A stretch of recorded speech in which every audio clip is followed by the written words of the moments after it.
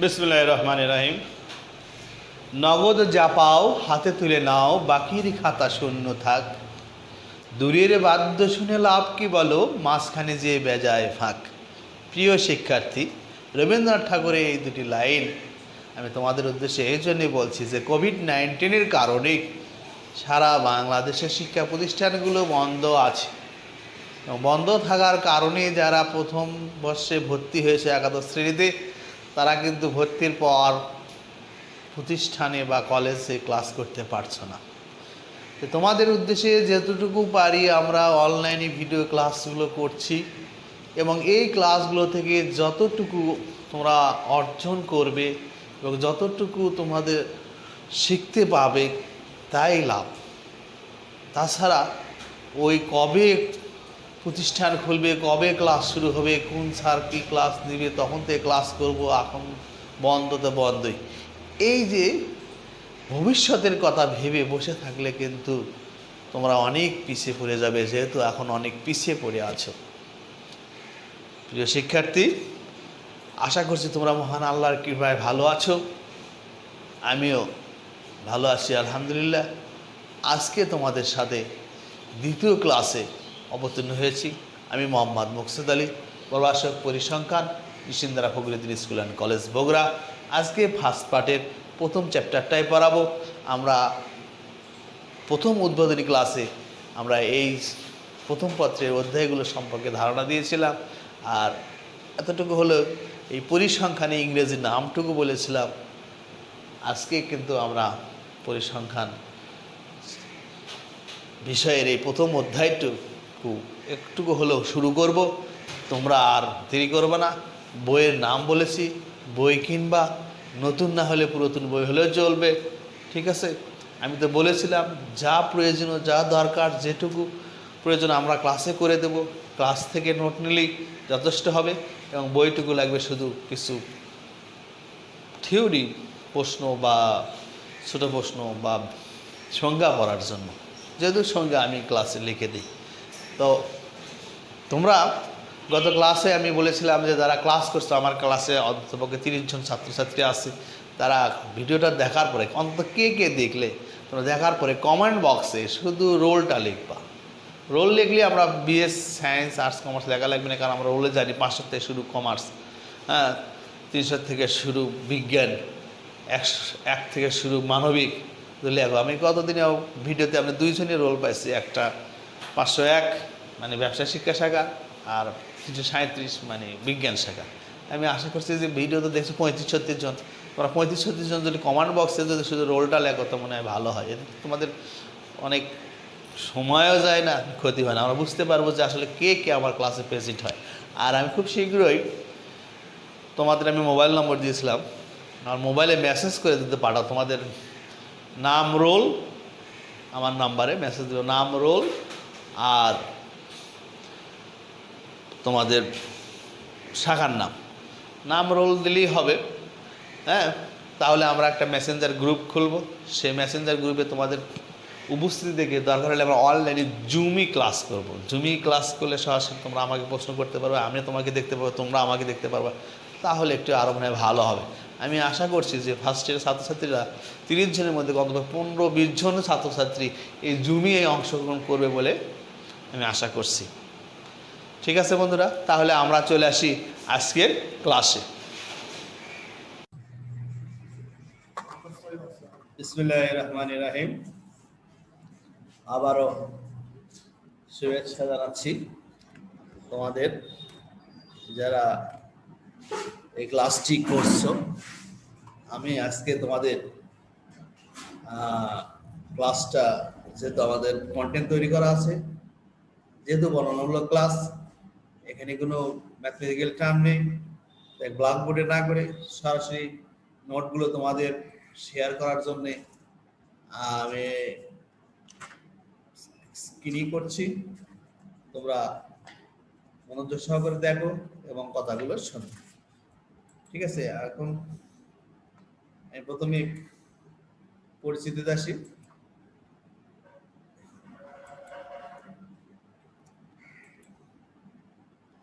মোহাম্মদ মকসুদ আলী, প্রভাষক, পরিসংখ্যান, নিশ্চিন্তারা প্রকৃতি স্কুল অ্যান্ড কলেজ, বগুড়া। আর তোমাদের আজকের ক্লাসে সকলকে স্কুলের শুভেচ্ছা জানাচ্ছি। আজ আমরা প্রথম অধ্যায়ের নিয়ে আলোচনা করব। দেখো তোমরা প্রথম অধ্যায় নাম, প্রথম অধ্যায় পরিসংখ্যান, চলক ও প্রতীকের ধারণা, অথবা কোনো কোনো বইয়ে আছে প্রতীক, শুধু প্রতীক। এই অধ্যায়ে প্রতীক নিয়ে কথা বলা হবে এবং তার ব্যবহার শেখানো হবে, এবং সেটা সারা পরিসংখ্যান বিষয়ে ব্যবহার চলবে। প্রথমে আমরা পরিসংখ্যানের সংজ্ঞায় আসব। পরিসংখ্যানের সংজ্ঞা অর্থাৎ ডিফিনেশন অফ দ্য স্ট্যাটিস্টিক্স। এখন বলছে যে অল্প কথায় পরিসংখ্যানের সঠিক সংজ্ঞা উপস্থাপন করা অসম্ভব প্রায়। বিশিষ্ট পরিসংখ্যানবিদ বিভিন্ন দৃষ্টিকোণ থেকে পরিসংখ্যানকে সংজ্ঞায়িত করেছে। এই সংজ্ঞাগুলিকে দুই অর্থে ব্যবহৃত হয়ে থাকে। এক বচনী পরিসংখ্যান, statistic in the singular sense, আর বহু বচনী পরিসংখ্যান, statistic in the plural sense. এক বচনী পরিসংখ্যানটা কি দেখো, আমরা বলে যে এক বছর পরিসংখ্যান অর্থ হলো এর সূত্র, নীতি বা কার্যপ্রণালী, অর্থাৎ কোন সংখ্যাভিত্তিক তত্ত্ব সংগ্রহ, উপস্থাপন, বিশ্লেষণ এবং ব্যাখ্যাদানের মাধ্যমে সিদ্ধান্ত গ্রহণের বিজ্ঞান হলো পরিসংখ্যান।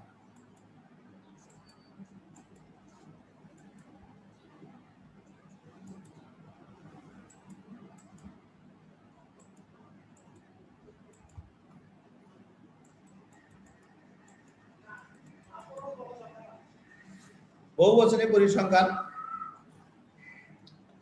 এখানে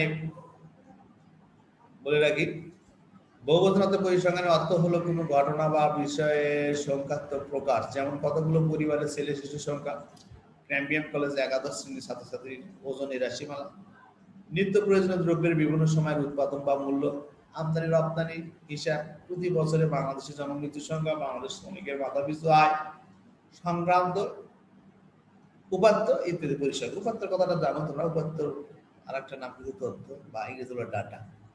বহু বচন অর্থে অর্থাৎ সামগ্রিক অর্থে অর্থাৎ সমষ্টিক অর্থ বোঝায়। যেমন বলে যে পরিবারের ছেলে শিশুর সংখ্যা, এখানে এক দুইজন নাই, তিন চারজন থাকতে পারে, একজন নাই।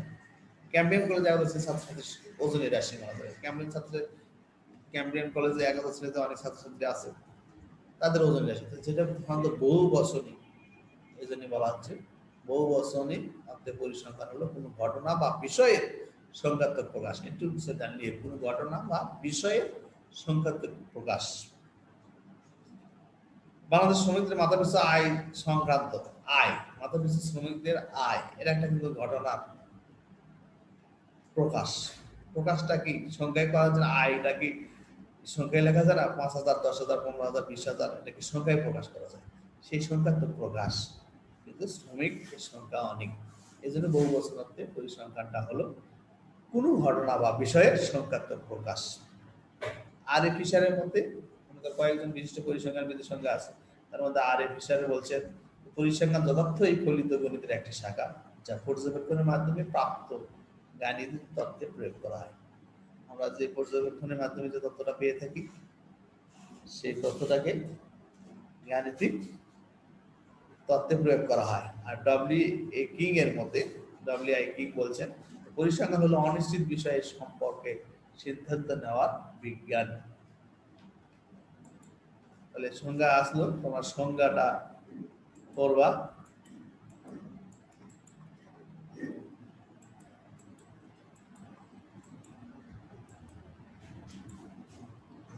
আমরা এখন পড়াবো পরিসংখ্যানের কার্যাবলী। আসলে পরিসংখ্যান কি কাজ করে। পরিসংখ্যান কার্যাবলী সাধারণত আমরা বলি যে 5টা আছে। এখানে দেখো, কোনো ঘটনা বা বিষয়ের সংখ্যাত্মক অনুসন্ধান করাই হলো পরিসংখ্যানের প্রধান কাজ। বিভিন্ন পরিসংখ্যান গণের দেওয়া সংজ্ঞা বিশ্লেষণ করে পরিসংখ্যানের কার্যাবলী ধাপসমূহ আমরা আলোচনা করতে পারি। প্রথম ধাপ হলো তথ্য সংগ্রহ। পরিসংখ্যানের প্রথম কাজই হলো তথ্য বা তথ্য সংগ্রহ। যেহেতু পরিসংখ্যানের বিদগণের মতে তথ্য হলো পরিসংখ্যানে ব্যবহৃত কাঁচামাল স্বরূপ, সেহেতু গবেষণার উদ্দেশ্য সাথে সঙ্গতি রেখে বিশেষ সতর্কতা ও দক্ষতা ও বিজ্ঞতার সাথে বৈজ্ঞানিক পদ্ধতিতে বিশুদ্ধ তথ্য সংগ্রহ করা প্রয়োজন। ধাপ 2, সংগৃহীত তথ্য প্রক্রিয়া করতে হবে। তথ্য সংগ্রহ করলে তার প্রক্রিয়া না করলে তুমি পরবর্তী ধাপের জন্য প্রস্তুত করতে পারবে না। এই জন্য দ্বিতীয় ধাপটা হলো তথ্য প্রক্রিয়াকরণ। সংগৃহীত তথ্য প্রক্রিয়াকরণ করাই হলো পরিসংখ্যান অনুসন্ধানের দ্বিতীয় ধাপ। এই ধাপে সংগৃহীত তথ্যের প্রভাবে আর কি মধ্যে কোনো ভুল ত্রুটি আছে কিনা তা যাচাই করে দেখা হয় এবং তা সংশোধন করা হয়। প্রক্রিয়াকরণের মধ্যে ভুল ত্রুটি দেখা হয়। ধাপ 3, তথ্য সংগ্রহ ও প্রক্রিয়াকরণের পর পরিসংখ্যানী অনুসন্ধানের তৃতীয় ধাপ হলো উপস্থাপন। সংগ্রহ করা হলো, প্রক্রিয়া করার পরে এখন একে উপস্থাপন করতে হবে। উপস্থাপন এই ধাপে তথ্য সমূহকে শ্রেণীকরণ ও সারণীকরণের লৌকিক চিত্র ইত্যাদি পদ্ধতির মাধ্যমে সহজ, সরল ও আকর্ষণীয় করে উপস্থাপন করা হয়। ধাপ 4, বিশ্লেষণ। উপস্থাপন করার পরে আমরা বিশ্লেষণ শুরু করব। এখান থেকে গড়, মধ্যমা, প্রচুর বিভিন্ন পরিমাপ নির্ণয় করব। এই ধাপে উপস্থিত তথ্যকে বিভিন্ন পরিসংখ্যান পদ্ধতি যেমন কেন্দ্র, প্রবণতা, বিস্তার, ভঙ্গিমতা, সুশীলতা, সংশ্লেষ, নির্মাণ ইত্যাদির মাধ্যমে বিশ্লেষণ করে সরল সংক্ষিপ্ত আকারে প্রকাশ করব। যে বিশ্লেষণ করলো সে করলাম সেগুলোকে আমরা সরল সংক্ষিপ্ত আকারে প্রকাশ করব। এরপরে ব্যাখ্যা প্রদান। সংগৃহীত তথ্যের উপর সিদ্ধান্ত গ্রহণের ক্ষেত্রে আমরা যখন সিদ্ধান্ত নিব তখন আমরা এটা ব্যাখ্যা দিতে পারি। অনুসন্ধানের সর্বশেষ ধাপ। এই ধাপে বিশ্লেষণের মাধ্যমে প্রাপ্ত ফলাফলের উপর ব্যাখ্যা প্রদান করা হয় এবং সেই ব্যাখ্যা অনুসারে সিদ্ধান্ত নেওয়া হয় যে আমরা কোন কাজটা করব কি করব না।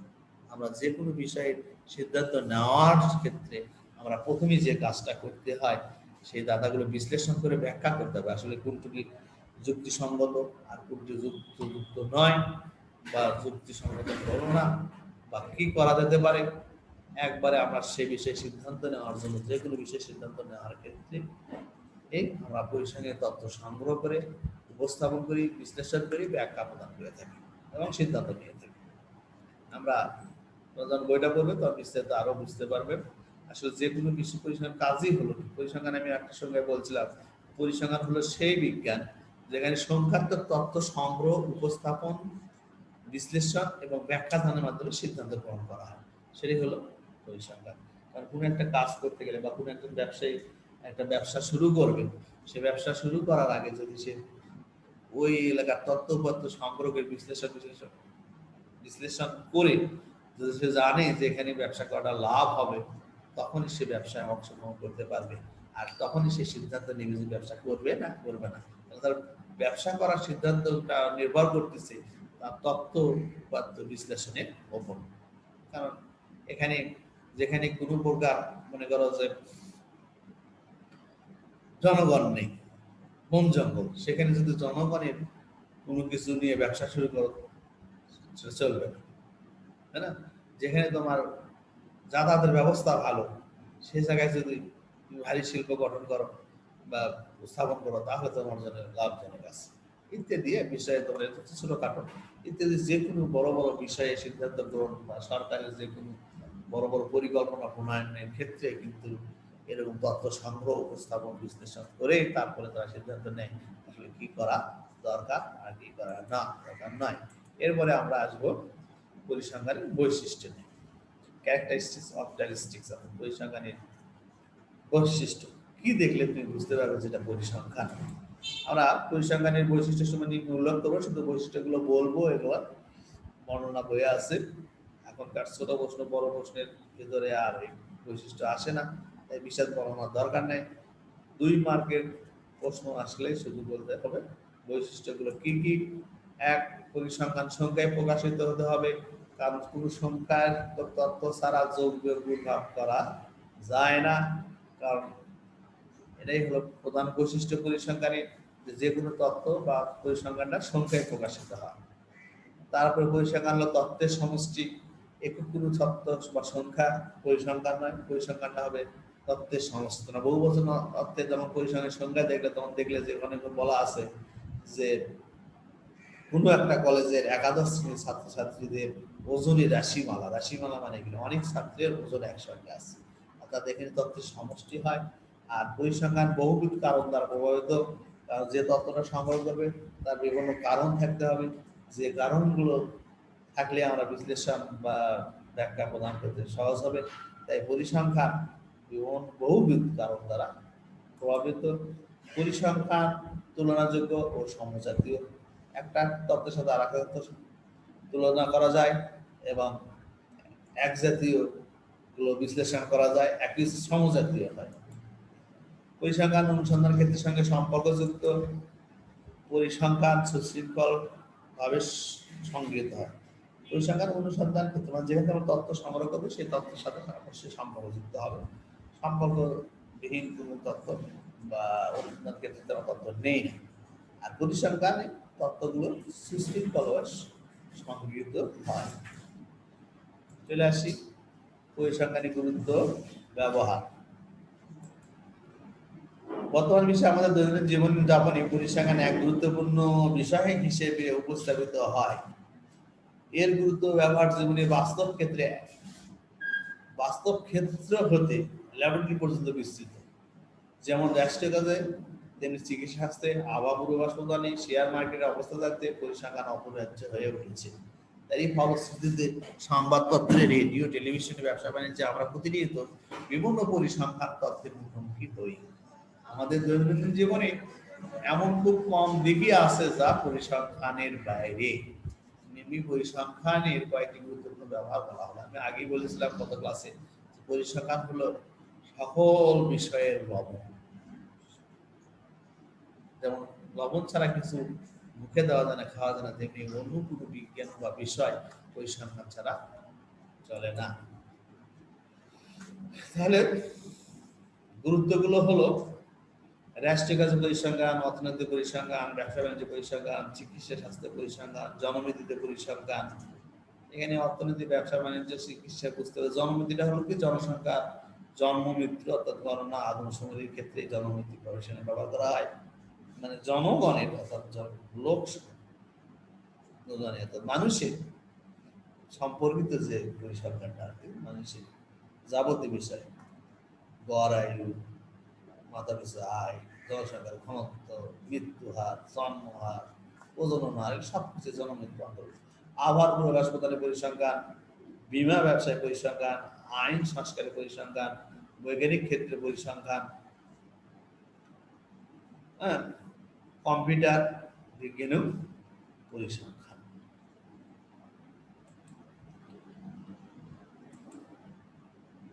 আমরা পরিসংখ্যানের কিছু সীমাবদ্ধতা কথা বলবো। সব কিছু যেমন ভালো দিক আছে তেমনি একটু খারাপ দিকও থাকতে পারে। আমরা পরিসংখ্যানের সীমাবদ্ধতা বলবো।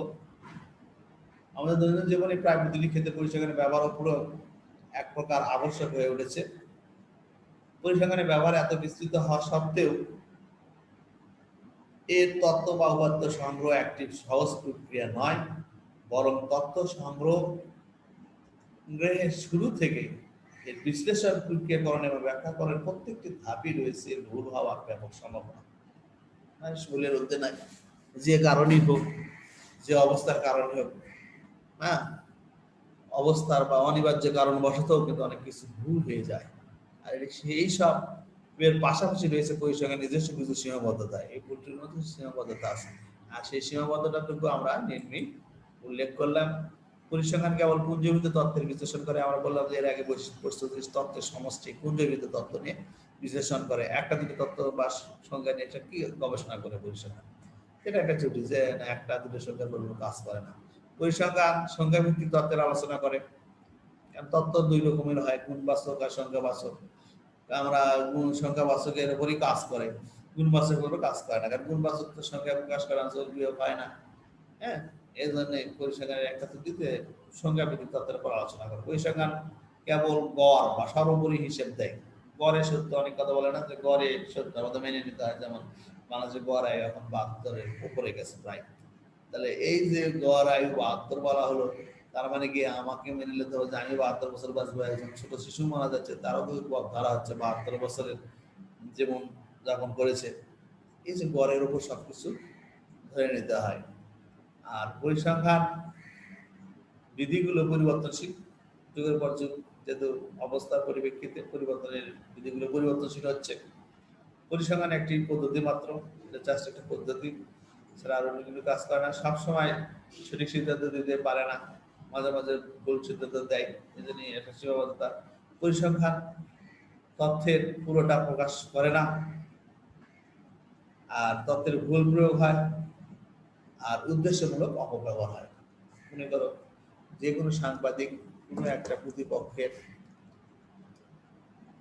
বা যে কোনো একটা উদ্দেশ্যমূলক অপব্যবহার করে, একজন ব্যবসায়ী তার ব্যবসাকে ভালো করার জন্য সে তার নিজস্ব মধ্যে তথ্য উপাত্ত উপস্থাপন করতে পারে, এই ক্ষেত্রে অপব্যবহার হতে পারে। তাহলে আমরা আজকে ক্লাস শেষ করব, এইটুকুই। তোমরা পাঠাতে করবে পরিসংখ্যানের সংজ্ঞা, পরিসংখ্যানের কার্যাবলী, গুরুত্ব, ব্যবহার, বৈশিষ্ট্য। এখান থেকে বড় প্রশ্ন হওয়ার সুযোগ নেই, সম্পূর্ণ সবসময় 2 থেকে 3 মার্কের প্রশ্ন হতে পারে। এই জন্য শুধু যদি বৈশিষ্ট্যগুলো কাকে বলে তোমরা বৈশিষ্ট্যগুলো খালি নাম বলবা, কার্যাবলীগুলো কি কি একটু হালকা করে বর্ণনা দিলেও পারতো, অথবা কার্যাবলী 5টা বলতে হবে, তখন 2 মার্কের প্রশ্ন। পরিসংখ্যান কাজগুলো কি কি বা কার্যাবলী লেখো। তারপরে আসলে গুরুত্ব ব্যবহার, হ্যাঁ, এই গুরুত্ব ব্যবহার থেকে তোমার নৈবেদিক থাকতে পারে, বা বৈশিষ্ট্য থেকে বেশিরভাগ নৈবেদিক বেশি থাকতে পারে। হ্যাঁ, এই জাস্ট প্রশ্নগুলো করে নেবে। এরপরে বাইরের কাজ আমি দিচ্ছি, তোমরা বই থেকে দেখে নেবে যে কোনো সংখ্যাকে পরিসংখ্যান ব্যাখ্যা করতে। আমরা বৈশিষ্ট্য আলোচনা করে দেখলাম যে পরিসংখ্যান কি তথ্যের সমষ্টি, বা পরিসংখ্যান তথ্য পঞ্জীবিত হয়, বা একক কোনো সংখ্যা পরিসংখ্যান নয়। তাহলে যে কোনো সংখ্যা মানে তখন পরিসংখ্যান কিভাবে হবে? বলতে পারবে যে কোনো সংখ্যা পরিসংখ্যান নয়, কারণ পরিসংখ্যান হলো তথ্যের সমষ্টি। যেমন কোনো ছাত্রের যদি বলা হলো বয়স 15 বছর, তাহলে এটা পরিসংখ্যান হবে না, একটা ছাত্র বুঝতে। আর যদি বলা হয় যে একদল ছাত্রছাত্রীর বয়সের গড় বছর 15, গড় বয়স 15 বছর, সেই ক্ষেত্রে বোঝা যাচ্ছে যেখানে একটি তথ্যের সমষ্টি বোঝাচ্ছে, কতগুলো ছাত্রের কথা বলেছে। পরিসংখ্যান বিজ্ঞান না কলা, ওই আছে করবে বিজ্ঞানীর সংজ্ঞা দেবে, কলার সংজ্ঞা দেবে, তখনও বুঝতে পারবে যে বিজ্ঞান হলো কি যে কোনো বিষয়ে তথ্য তথ্য বিশ্লেষণ মাধ্যমে মানে ব্যাখ্যা দান করে বৈজ্ঞানিক পদ্ধতিতে যেটা প্রয়োগ করা হয়, বা যার বৈজ্ঞানিক ব্যাখ্যা আছে, সেটা হলো বিজ্ঞান। পরিসংখ্যান যেহেতু এরকম সংখ্যাত্মক তথ্য বিশ্লেষণ উপস্থাপন করে এবং সিদ্ধান্ত গ্রহণ করে, পর্যবেক্ষণ করে, তাই না? পর্যবেক্ষণ কিন্তু উপাত্তের বাস্তব প্রয়োগটাই তো বিজ্ঞান। কলা বা আর্ট এটা কি? কলা বা আর্ট কি কোনো, যেমন শিল্পকলা, সাহিত্য কলা, বা নৃত্য কলা বলো, আর সঙ্গীত কলায় বলো, আর চারু কলায় বলো, যে কোনো কলা, বা আমরা বলি যে আর্টস, তাই না?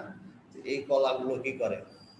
তাদের জীবনে বাস্তবতাকে ফুটিয়ে তোলার চেষ্টা করে। পরিসংখ্যান সেক্ষেত্রে বাস্তবতা ক্ষেত্রগুলো থেকে বাস্তব তথ্য সংগ্রহ করে এবং তার উপস্থাপন করে, বিশ্লেষণ করে এবং সিদ্ধান্ত দেয়। এক্ষেত্রে পরিসংখ্যানকে কলাও বলা যেতে পারে। তাহলে তোমরা এদের প্রশ্ন ছোট ছোট করে, ছোট আকারে নোট করে রাখবা। নোট করে রাখে তোমরা মুখস্থ করার চেষ্টা করবে, বা আসলে ছোট 2 মার্কের হিসেবে মন্তব্য বা ব্যাখ্যাটা তোমরা করতে পারো।